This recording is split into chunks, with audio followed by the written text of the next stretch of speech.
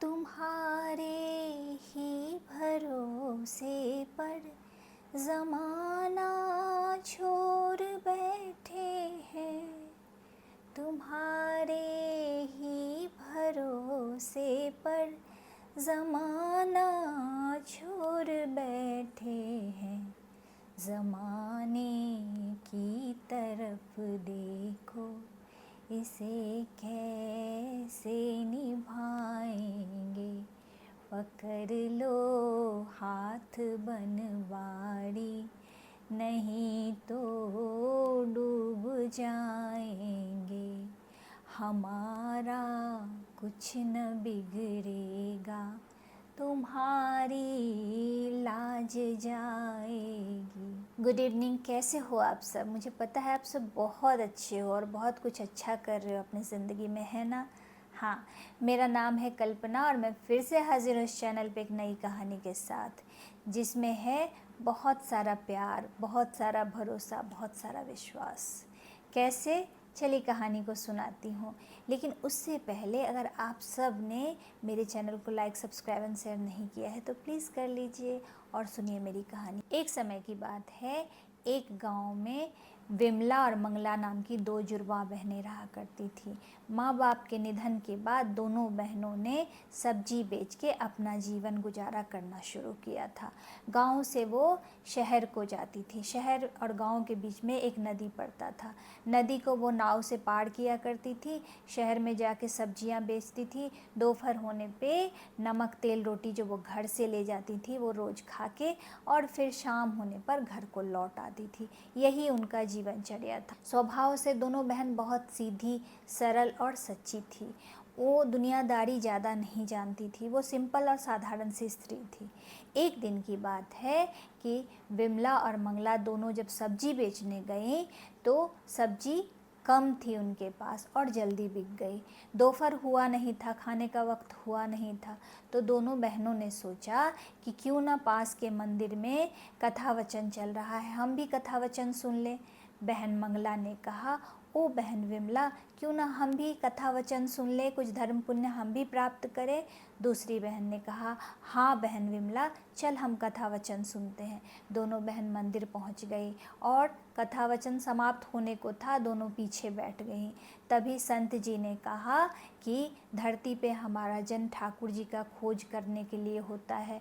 हम भगवान की खोज करने आते हैं और हम अपने सुख सुविधाओं में भगवान को ही भूल जाते हैं। सबसे पहला उत्तरदायित्व जो है हमारा वो ये कि हम भगवान का भजन करें, भगवान को ढूंढें और भगवान की भक्ति करें। दोनों बहनों ने सोचा कि हमें भी भगवान को ढूंढना चाहिए, हमें भी भगवान की भक्ति करनी चाहिए। कथा वचन समाप्त हो गया और दोनों बहन मंदिर से निकल पड़ी। बड़ी बहन ने कहा, ओ बहन विमला, क्यों ना हम भी ठाकुर जी को ढूंढें। दूसरी बहन ने कहा, हाँ बहन मंगला, हमें ठाकुर जी को ढूंढना चाहिए। जैसा कि संत जी ने कहा, हमारा जन्म धरती पे भगवान को ढूंढने के लिए हुआ है, हमें भी भगवान को ढूंढना चाहिए। तभी उन्होंने देखा एक भगवा वेशधारी सन्यासी सामने से चला आ रहा है। दोनों बहनों ने सोचा संत जी ने भी कुछ ऐसे ही कपड़े पहने थे, शायद भगवान इस सन्यासी के पास हो। ऐसा सोच के दोनों बहन सन्यासी की तरफ बढ़ने लगी। वो सन्यासी जी जो थे उन्होंने अपना झोला बस्तर एक पेड़ के नीचे रखा और नदी में स्नान करने चले गए। दोनों बहनों ने थोड़ी देर इंतज़ार किया, फिर सोचा कि इस सन्यासी जी के पास ज़रूर से भगवान होंगे, तो क्यों ना हम इनका झोला ढूंढें। दोनों बहनों ने झोला ढूंढना शुरू किया। दोनों बहनों ने देखा एक डब्बे में ठाकुर जी की मूर्ति रखी हुई है। ठाकुर जी अपने स्वाभाविक मुद्रा में थे, हाथ में बांसुरी धारण किए हुए और एक पाँव पे दूसरा पाँव चढ़ा के खड़े हुए थे। दोनों बहन ने आपस में बात की, ओ बहन विमला, ये सन्यासी तो बड़ा खतरनाक है, देखना ठाकुर जी को डरा धमका के पाँव को तोड़ मरोड़ के अंदर रख दिया है। दूसरी बहन ने कहा, हाँ बहन मंगला, देखो ना ठाकुर जी को कितना दर्द हो रहा होगा, हमने जो खाने के लिए तेल लाया था ना, हम ठाकुर जी की मालिश कर देते हैं। तो बहन ने कहा, हाँ बहन विमला, हम ठाकुर जी की मालिश कर देते हैं तो उनके पाँव का दर्द ठीक हो जाएगा। दोनों बहनों ने ठाकुर जी की मूर्ति को निकाली और ठाकुर जी की मालिश शुरू की। देखते ही देखते ठाकुर जी का पाँव सीधा हो गया। दोनों बहनों ने कहा, पता नहीं इस सन्यासी ने कितने दिन से ठाकुर जी को इस डब्बे में बंद कर रखा है, तभी तो लोगों को नहीं मिल रहे हैं ठाकुर जी। इसीलिए संत जी बोल रहे थे, ठाकुर जी को ढूंढो, ठाकुर जी को ढूंढो। ठाकुर जी मिलेंगे कहाँ से? इस सन्यासी ने तो डब्बे में बंद कर रखा है, पता नहीं भगवान कितने दिन से भूखे हैं। दोनों बहनों ने रोटी निकाली, नमक निकाला, उसमें थोड़ा सा तेल डाला और ठाकुर जी को खिलाने लगी। ठाकुर जी प्रसन्नतापूर्वक उनकी रोटी खा लेते हैं।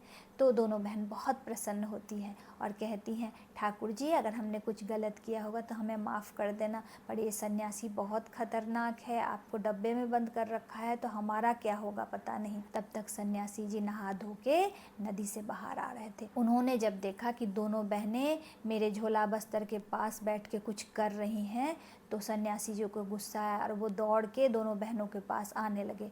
दोनों बहनों ने सोचा कि इसने भगवान को ऐसे बंद कर रखा है तो ये हमारा क्या हश्र करेगा।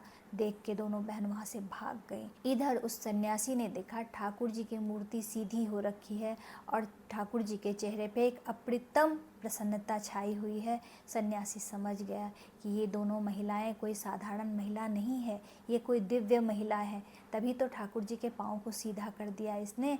तो वो सन्यासी दोनों महिलाओं के पीछे जाने लगा और आवाज़ देने लगा, अरे आप लोग कौन हैं, मेरी बात सुनिए, इधर आइए। लेकिन मंगला और विमला इतनी डरी हुई थी कि वहाँ से वो भाग गए। फिर दोनों बहनें अगले दिन सब्जी बेचने आती हैं। आज फिर जल्दी से सब्जी बिक गया तो दोनों बहनों ने कहा कि चलो हम फिर से मंदिर पे चलते हैं और कथा वचन सुनते हैं। फिर वो लेट थी और पीछे ही बैठी, कथा समाप्त ही होने वाली थी तो दोनों बहन वहाँ पहुँच गई। तो संत जी कहते हैं कि भगवान श्री कृष्ण कहते हैं कि कलयुग में कोई भी राधे कृष्ण जप करेगा तो भगवान उसकी नैया भवसागर से पार लगा देंगे। दोनों बहन आपस में विचार करती हैं, ओ बहन मंगला, हम तो रोज उस बनवारी लाल को 4 आने पैसे दे के नौका पार करते हैं, अब हम उस बनवारी लाल को पैसे दे के नौका पार नहीं करेंगे, अब हम राधे कृष्ण करके नदी पार कर लेंगे, क्योंकि जो भगवान भवसागर पार लगा सकते हैं उनके लिए वो नदी कौन सी बड़ी बात है।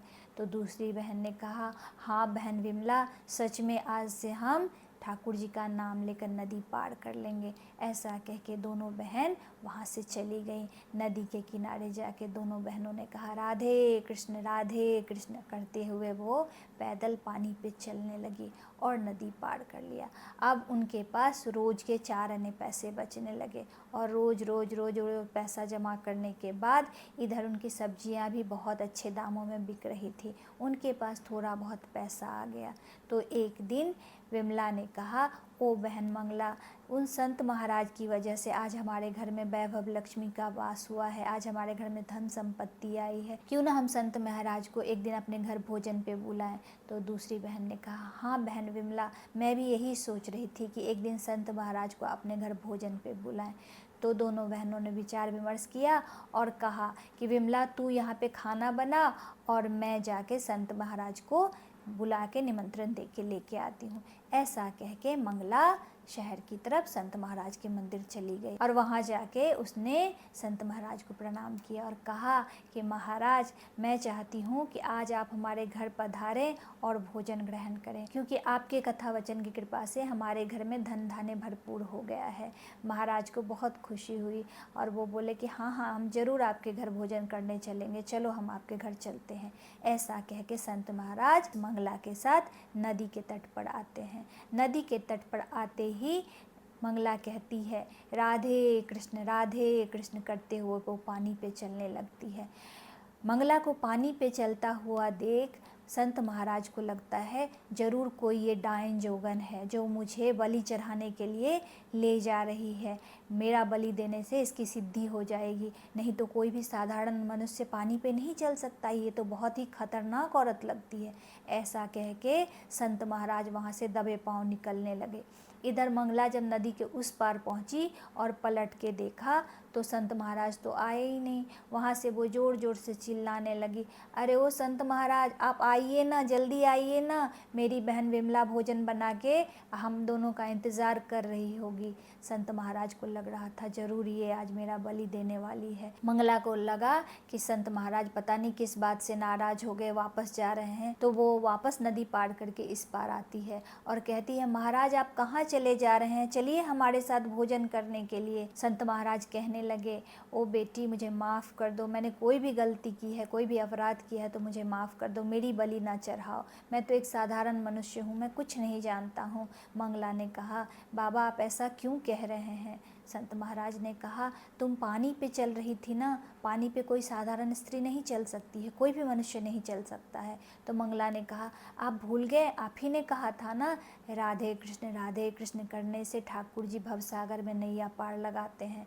तो मैंने सोचा कि ये तो छोटी सी नदी है, तो यहाँ तो राधे कृष्ण करके पार करना बहुत आसान है। ऐसा सुन के संत महाराज कहने लगे, ओ लीलाधर, सच में आपकी लीला अपरंपार है। हम इतना कथा वचन कहते हैं, रोज़ भक्ति भाव दिखाते हैं, ध्यान साधना करते हैं, लेकिन आज तक कभी आपने हमारा हाथ नहीं थामा। और ये दो महिलाएं इतनी सीधी हैं, इतनी सरल हैं, इतनी भक्ति भाव से पूर्ण है, इतनी प्रेम से पूर्ण है। आपने इसका हाथ थाम के आज ये साबित कर दिया कि आप प्रेम के आगे सब कुछ समर्पित कर देते हैं।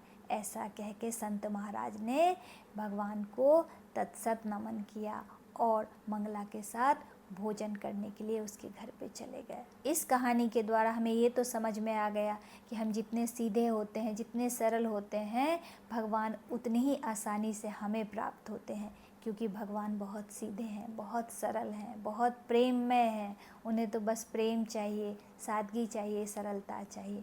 हमें भी अपने जीवन में सादगी और सरलता को लाना चाहिए, हमें भी जीवन में प्रेम को महत्व देना चाहिए। इसी आशा और उम्मीद के साथ कि मेरे बच्चे हंसते रहेंगे, मुस्कुराते रहेंगे और मुझसे मिलने आते रहेंगे मेरे इस चैनल पे, तब तक के लिए आप सबको जय हिंद।